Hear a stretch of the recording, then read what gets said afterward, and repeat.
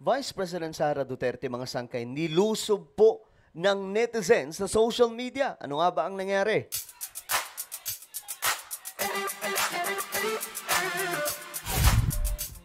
Hello guys, magandang oras po sa inyong lahat. Ito na nga pag-uusapan po natin ngayon mga sangkay itong nangyari po sa social media na medyo nakakagulat.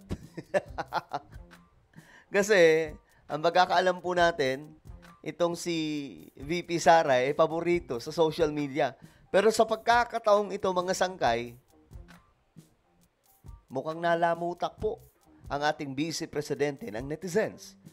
Anyway, bago tayo mag-umpisa, paki-subscribe po muna yung ating YouTube channel.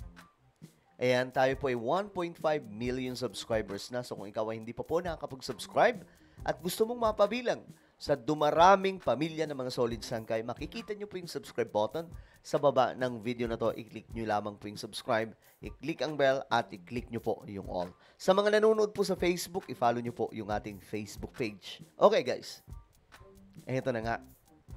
Ito yung post, mga sangkay. Sabi po kasi dito ni VP Sara, tinawag ako ng tadhana dahil kinidnap daw po ang kanyang tatay. O ang tatay nating lahat. Ayan, tinawag ako ng tadhana dahil kinidnap ang tatay nating lahat.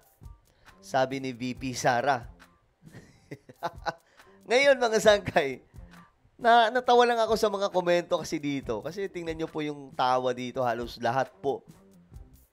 Lap trip sila mga sangkay. Kasi nga po, ayan o, 55,000 tumawa. Isipin nyo kung gaano karami yan. So, mukhang mayroong pagbabago ngayon sa social media. Kasi noon, mga sangkay, more on ano to eh. More on pag sinabing Duterte, puro heart yan, yung reaction. Pero ngayon, iba eh. O, ayan o. Tinawag ako ng tadhana dahil kinidnap ang tatay nating lahat.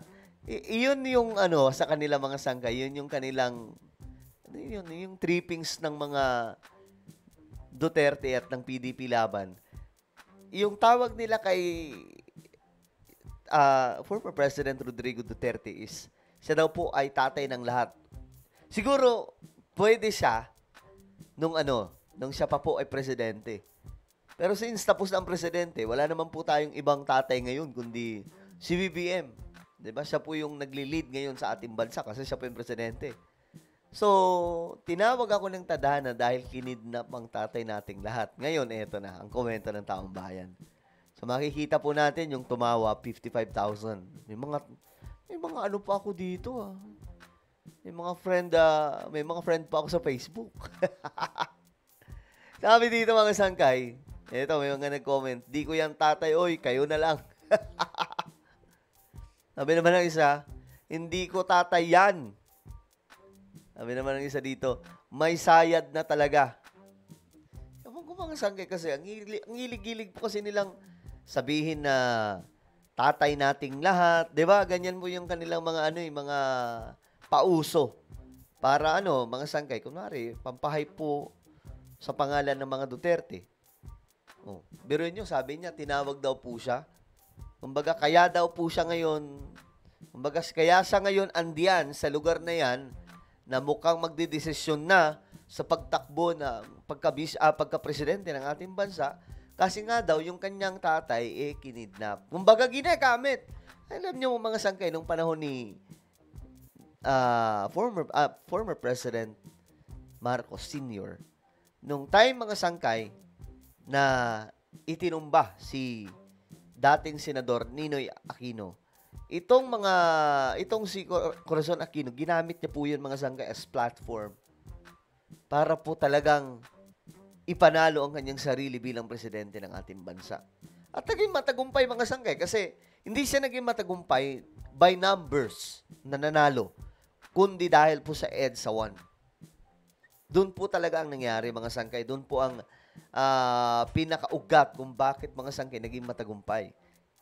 Kasi ginamit po nila yun para maging simpatya. Ito, mga sangkay, kinukuha ni Vice President Sara Duterte. This is my own opinion and my understanding na parang kinukuha ni VP Sara ang simpatya ng taong bayan na, hey guys, yung tatay ko, kinuha nila.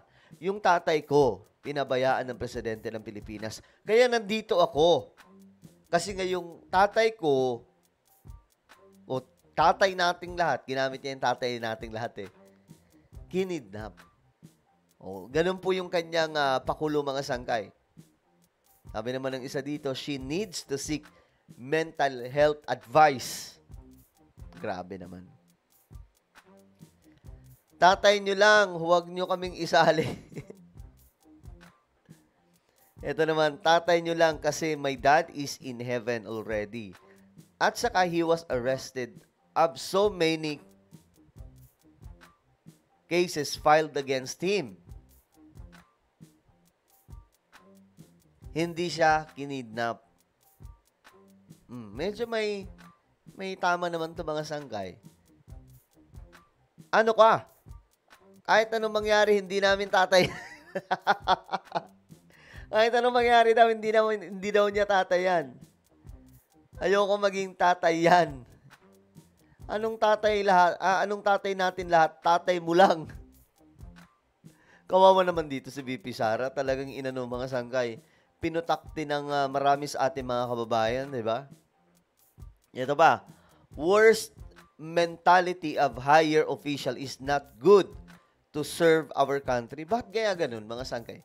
May mga nagsasabi talaga na may problema daw po si VP Sara pagdating po sa kanyang mental health.